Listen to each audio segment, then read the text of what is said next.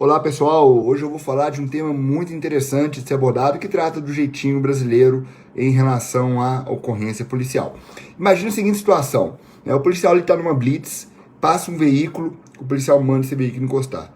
Aí o policial, na hora que está verificando lá no Copom a placa do veículo, ou então, né, às vezes já pode estar um tablet ali, ou no celular que digita a placa do veículo e identifica que o condutor não pagou, aí, o proprietário não pagou aí, os impostos, tudo, e o carro tem que ser removido, certo?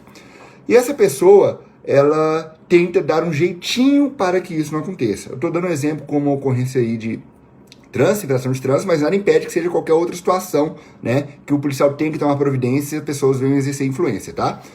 Então vamos lá.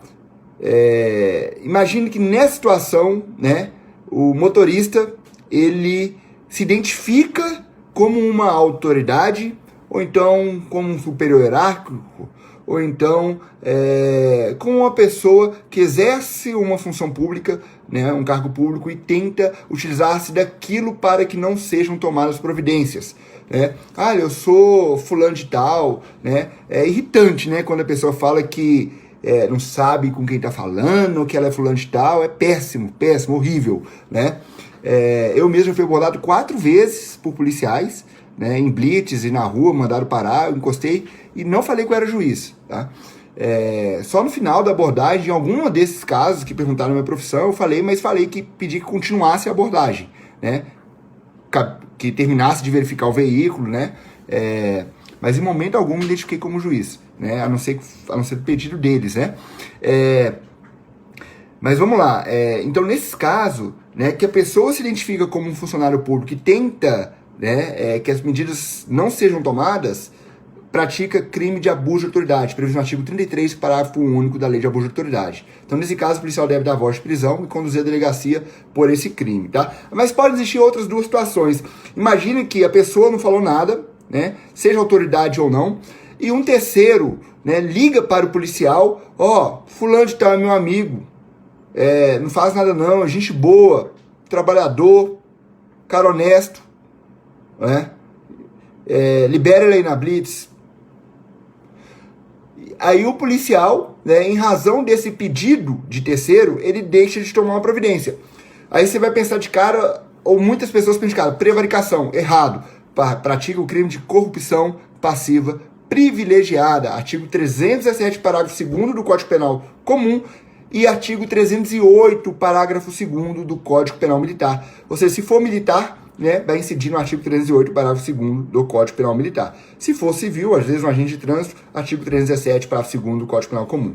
Beleza? Mas tem uma outra situação ainda, que o policial ali, ou o agente de trânsito, ele deixa de tomar a providência porque ele viu lá na blitz que aquele cara é gente boa, ele gosta dele porque é um amigo de longa data. Ele deixa de tomar providência por causa disso, de conhecer a pessoa, gostar da pessoa, ser um amigo de longa data. Vai lá, fica só entre nós, não comenta com ninguém não. Praticou crime esse policial? Praticou. Qual crime? Prevaricação, artigo 319 do Código Penal Comum e artigo 319 do Código Penal Militar. Coincidentemente, é o crime militar e o crime comum que possuem o mesmo número, tá certo? Por quê? Porque ele agiu por conta própria para satisfazer o quê? O seu sentimento pessoal de amizade. Beleza? Então, são essas 3 situações. A própria pessoa se identifica como um funcionário público na tentativa de se eximir de suas obrigações legais, né? Ou na tentativa de influenciar que a autoridade deixe de tomar providências. Isso vai ser crime de abuso de autoridade, artigo 33, parágrafo único da Lei de Abuso de Autoridade. Segunda situação, né? A autoridade deixa de tomar providências contra o terceiro, que está com documentação atrasada, ou qualquer outra, ou que está irregular de alguma forma, haverá a prática, isso cedendo a pedido ou influência de outrem, né? Vejam aí a diferença entre a corrupção passiva e privilegiada e a prevaricação. Na corrupção passiva e privilegiada, há influência ou pedido de outrem, que na minha interpretação, inclusive, quem pede e a autoridade deixa de tomar providência partícipe nesse crime de corrupção passiva e privilegiada, tendo em vista que o funcionário é elementar do tipo, razão pela qual ela se comunica ao terceiro, né?